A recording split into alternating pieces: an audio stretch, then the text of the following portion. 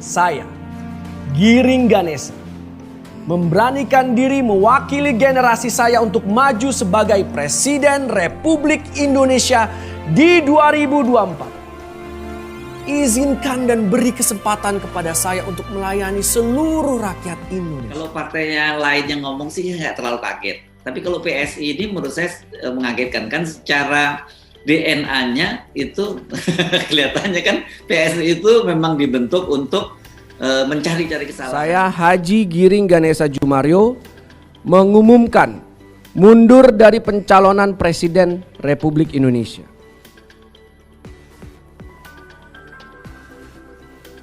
Surya Chandra dukung Anies Capres 2024, PSI buka suara.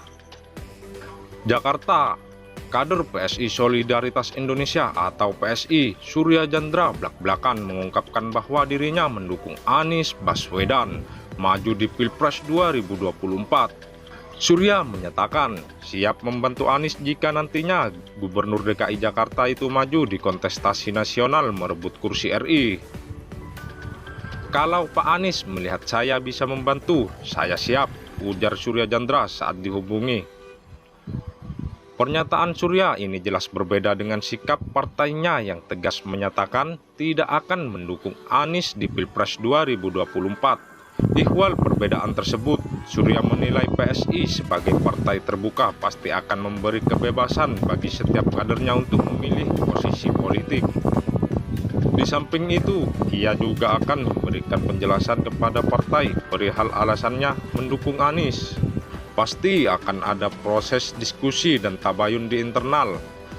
Buat PSI sebagai partai yang menghargai kebebasan berpendapat, berbeda pandangan. Saat ditanya apakah ada kemungkinan mundur dari partai jika PSI berkukuh tidak mendukung Anies, Surya enggan menjawab lugas. Kita lihat perkembangan saja nanti, ujar bekas anggota kabinet Jokowi Ma'ruf tersebut. Namun, ia menyatakan siap dengan segala konsekuensi atas pilihan politiknya tersebut.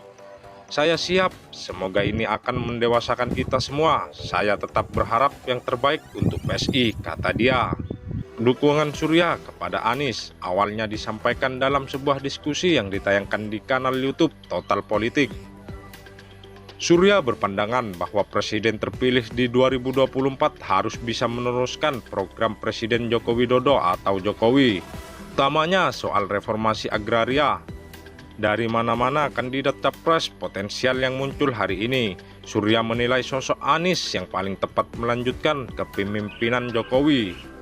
Dari pilihan-pilihan yang ada, memang kalau saya pribadi, saya ngerasa Pak Anies. Ini saya ngomong pengalaman bertemu kepala daerah selama menjadi wakil menteri, ujar Surya Chandra dalam video yang dikutip Tempo dari YouTube Total Politik. Menurut Surya, Anies secara kapasitas terbilang mumpuni dan juga serius menangani persoalan agraria di wilayah pimpinannya. Pak Anies punya kemampuan, punya kapasitas.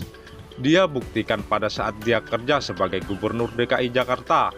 Ya, paling tidak. Dan kalau ini bisa di scale up Jakarta 1, bisa jadi Indonesia 1, tuturnya. PSI sebelumnya sudah menegaskan tidak akan mendukung Anies Baswedan sebagai calon presiden di 2024. Menyangkut hal ini, sudah sangat jelas bahwa PSI tidak akan mendukung Mas Anies di Pilpres 2024.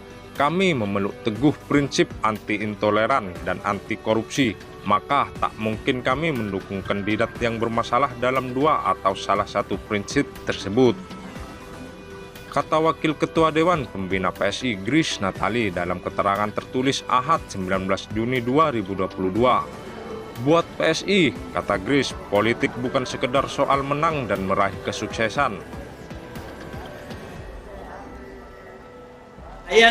Saya lagi baca, saya lagi mikir-mikir ini ya soal masa depan PSI ya, karena para petingginya itu satu persatu mulai menyatakan mendukung Anies Baswedan gitu ya.